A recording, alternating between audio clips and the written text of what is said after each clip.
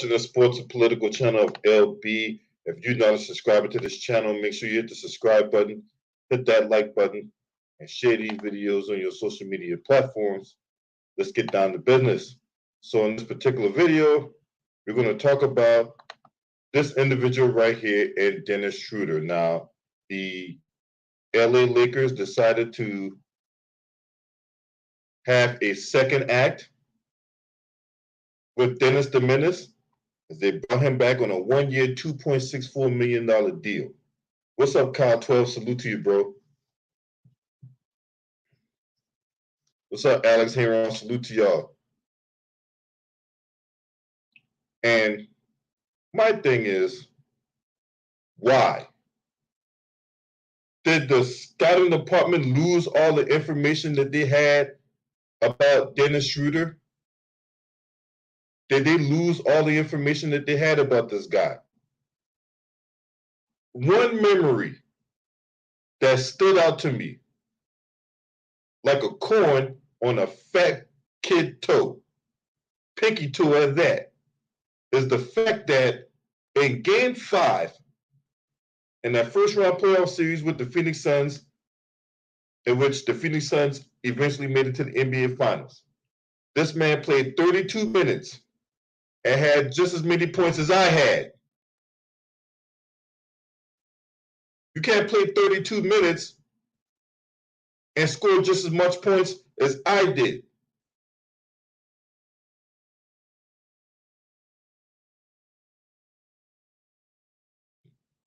And the Lakers had the audacity to offer this guy an $84 million extension, in which he turned down and looking for a $100 million contract. After that Game 5, when he played 32 minutes and scored a grand total of 0 points, well, he went into free agency, gambled, and ended up getting snake eyes. What's up, Carla? Salute to my sister Carla Jenkins in the building. So, why are the Lakers doing this? Right? They already traded for Patrick Beverley. They already got Russell Westbrook on the roster, and for all intents and purposes, the Lakers are trying to trade away Russell Westbrook. Now you bring this guy back. So now you got a log jam at the guard position. You got three guys basically doing the same thing. And Westbrook, Patrick Beverley, and now Dennis Schroeder. Something has to give here. The Lakers, for all intents and purposes, gutted their youth.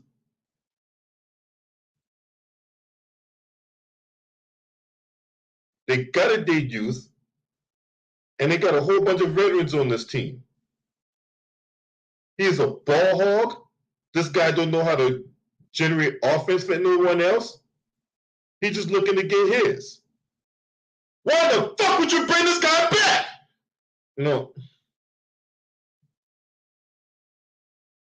What's up, Dontre Smith? Salute to you.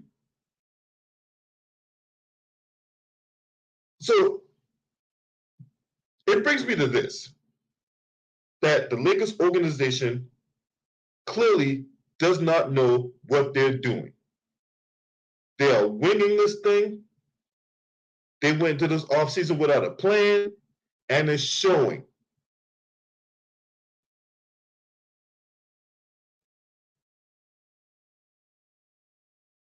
These moves that the Lakers has made, I'm talking about the organization, the moves that they have made does not constitute winning a championship. If they think that this roster that's being put together right now constitutes an NBA Finals appearance, right, they're really banking on the fact that, one, AD stays healthy, right, and he reverts back to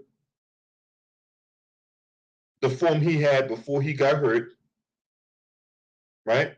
So they're banking on AD being available a whole lot this upcoming season, and they're banking on the fact that LeBron, even at his going into his 21st year, can maintain the same level of performance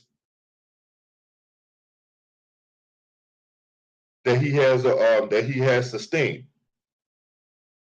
So they're banking on those two aspects, right? But they're really banking on more that AD goes back to that form that people were lauding him to be one of the best players in the league. What's up, Susie Q? Salute to you, my sister.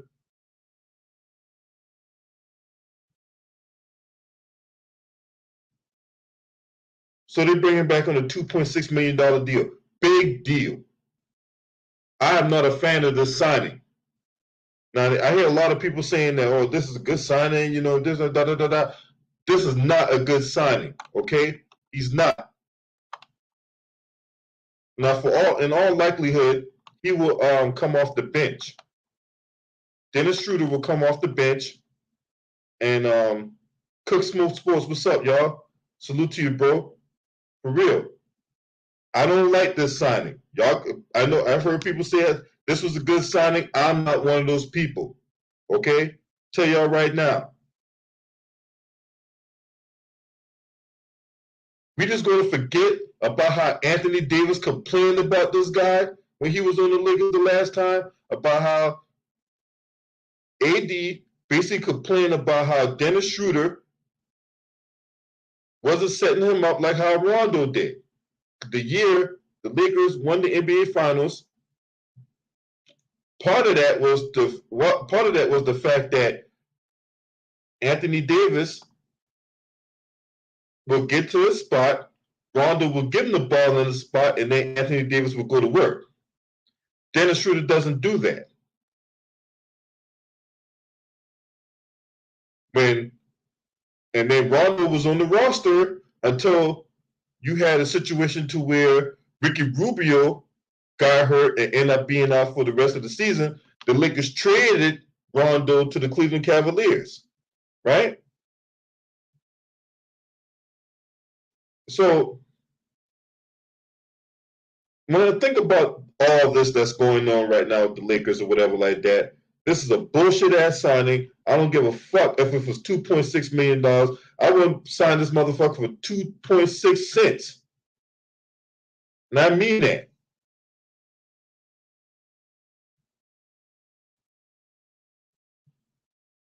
I mean that. Now, chances are you got a log jam at point guard or whatever like that, right? The Lakers just traded for Patrick Beverly. They just signed this Bama. Oh yeah, by the way, happy belated birthday to Dennis Schroeder. His birthday was on Thursday. His birthday was on Thursday. So salute to so now I won't give a salute to him, but happy birthday to Dennis Schroeder. Or happy belated birthday. But still, this man does not belong on the Lakers roster. I don't think he fits. And another question I got is, how does he fit in Darvin Ham's system?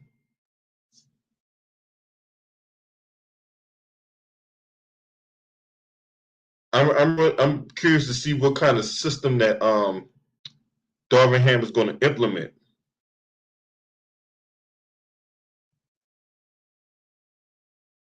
Is he going to implement a fast-paced style? Well, given you have AD and LeBron on the roster, that's unlikely. I think that they're going to employ a slower pace style of basketball. They're really going to emphasize the half court, especially with the point guard having basketball IQ, something that this man right here don't got.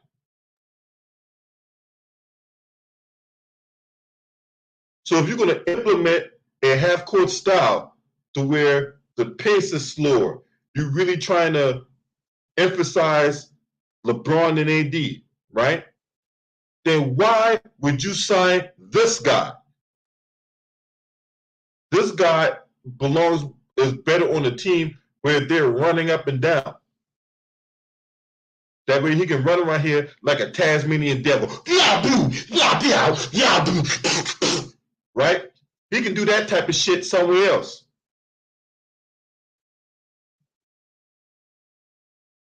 But as far as being a floor general, you would figure the 1 year he was with OKC, he would have learned a lot from Chris Paul, right? Of being a floor general, right? He came off the bench. He came off the bench of this 6-man, and in my opinion, that's what he had his best year at. Now, the difference is in Act 2 of Dennis the Menace, right? When he first got signed to the Lakers, right? Well, he first got signed to the Lakers. He got traded there. No. Hold on. I think he got traded there. Hold on, let me look. I'm gonna make sure I get my facts straight. Make sure I get my facts straight. I was sure he got traded there. What's up, twin? My sister twin was in the building. What's up, Kim?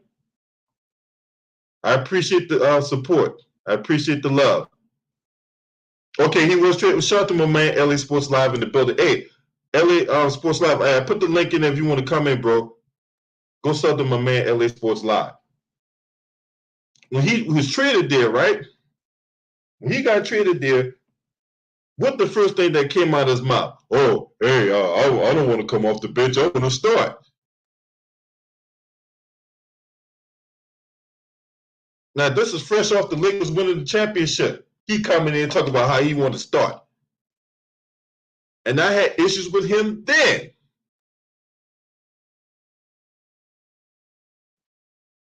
So he tried to bet on himself after the season, after the Lakers got eliminated by the Suns in the first round, tried to bet on himself, trying to get that $100 million deal. The $100 million deal never came to pass. He ended up signing with the Celtics on a 1-year deal. Ended up getting traded to the Rockets. Then, I forgot where he played at last year. I forgot we ended up playing that last year. But anywho, he's back on the Lakers now on a 1-year deal. And I don't like it. I don't like it.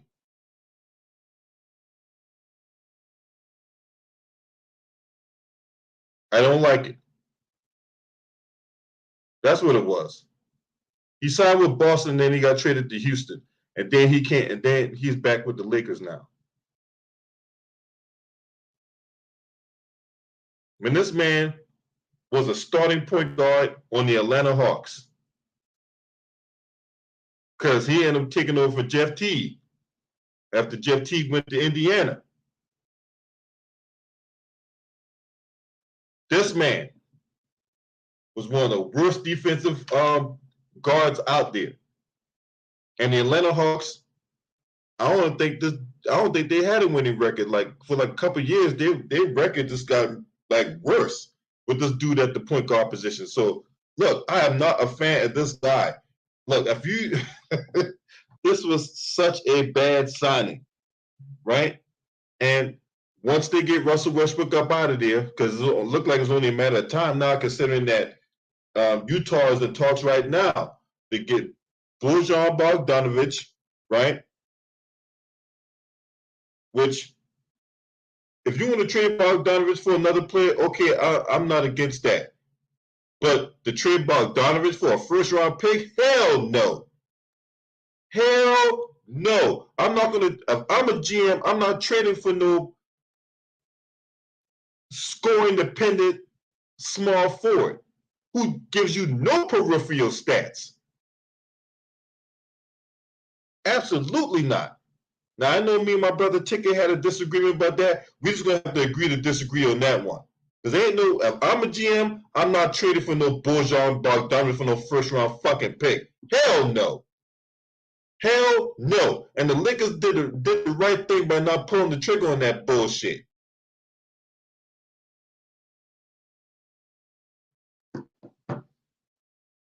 Malik Beasley, they tried to trade him for a first round pick. Malik Beasley ain't worth no first round pick. Hell no. The only guy in that scenario that was worth a first round pick was Mike Conley.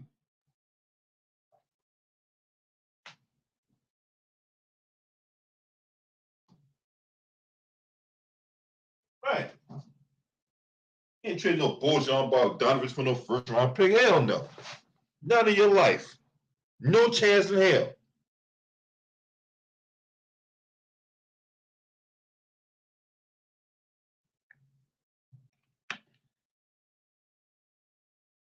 So going back to what we can project moving forward, right?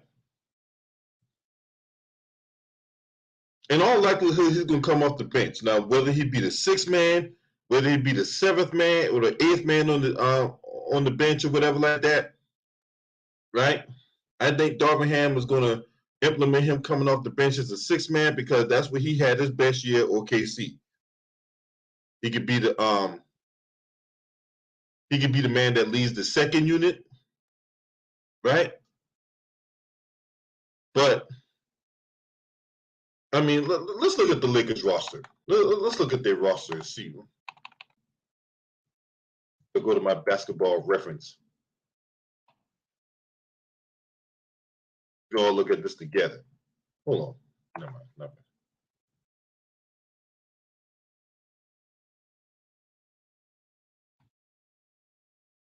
mind. Well, let me share my screen.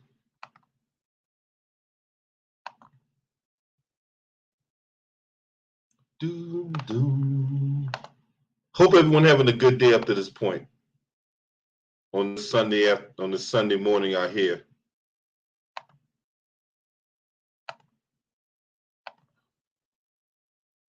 All right. Let's look at their roster going into the upcoming season.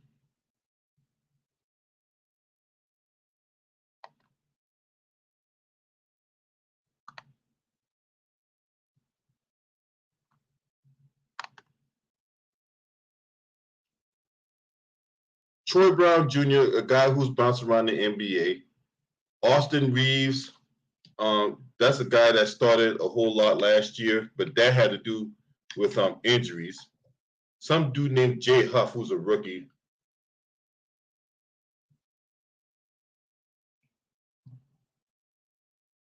Fabian White, Javonte McCoy, Max Christie, guy they drafted out of Michigan State. You had Lonnie Walker, who was a free agent signing.